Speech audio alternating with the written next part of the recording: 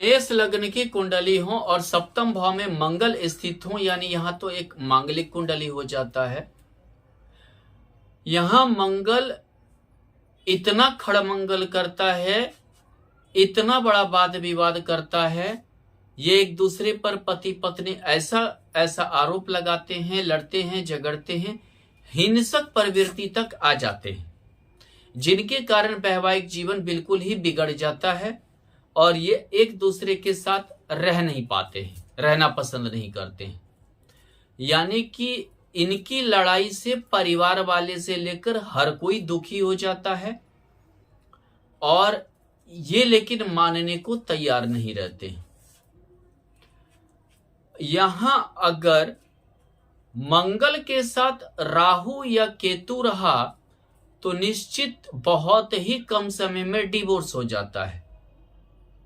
यानी कि कभी कभी यहां मंगल और राहु हो, अगर लड़के के कुंडली में है तो ये ऐसे डिसीजन लेते हैं, इतना गलत डिसीजन ले लेते हैं जो लेना भी नहीं चाहिए।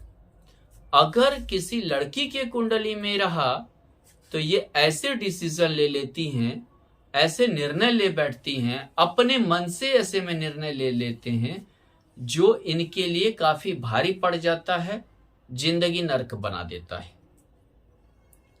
यहां अगर मेष लग्न की कुंडली के सप्तम भाव में मंगल और बुध का युति रहा तो ये समझिए कि इनके वैवाहिक संबंध बहुत ही खराब हो जाते हैं। कोर्ट कचहरी, गंदा आरोप प्रत्यारोप, हर चीजों से इन्हें गुजरना पड़ता है। इन्हें ये कोर्ट कचहरी में एक दूसरे पर गंदा आरोप लगाना, गंदा मतलब समझिए कि डिवोर्स के लिए आरोप प्रत्यारोप, कलंक लगाना, दोष लगाना, ये सब जारी रहता है। इनके सामाजिक परिदृश्य भी बहुत ही खराब हो जाते हैं। यहां अगर मंगल के साथ चंद्रमा रहा तो मंगल के साथ चंद्रमा घर तो ठीक रहता है, लेकिन पति या पत्नी किसी एक का स्वभाव अच्छा नहीं रहता है। यानी कि ये निजी जिंदगी को अपने स्वभाव से ही दिक्कत में डाल देते हैं।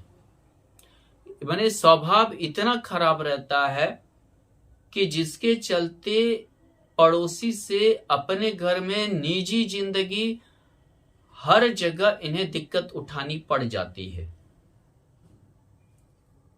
यहां मंगल के साथ गुरु अगर स्थित हुआ, इनके पुराने जो प्रेम में संबंध होते हैं या पुराने जो इनके किए गए कर्म होते हैं, उनके चलते परेशानी उत्पन्न होती है।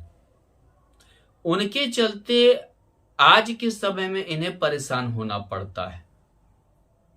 यानी कि इनकी अगर पुराने कोई प्रेमी हो या प्रेमिका हो या जो भी हो, वो संबंध इन्हें इनके वैवाहिक जीवन में आज के समय दिक्कत करता है और इनके वैवाहिक संबंध डिस्टर्ब होते हैं।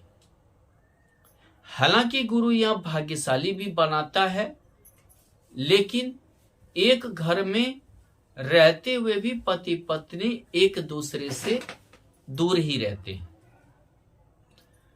बहुत बार बोलचाल नहीं रहता है। यहां मंगल के साथ अगर शनि हो गया तो विवाह ही नहीं करना चाहिए। मेष लग्न की कुंडली हो और सप्तम भाव में मंगल के साथ शनि हो तो इन्हें विवाह ही नहीं करना चाहिए।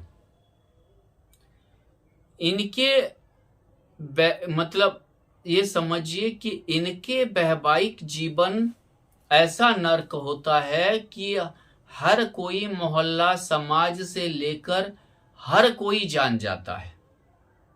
हर कोई इनके जो कर्म होते हैं, इनके जो मान लीजिए कि आपस में जो मतभेद हैं या जो इनके जो बोलचाल या नहीं है, या हर कोई जान जाता है। फिर ये इनके निजी जिंदगी तक खराब हो जाते हैं।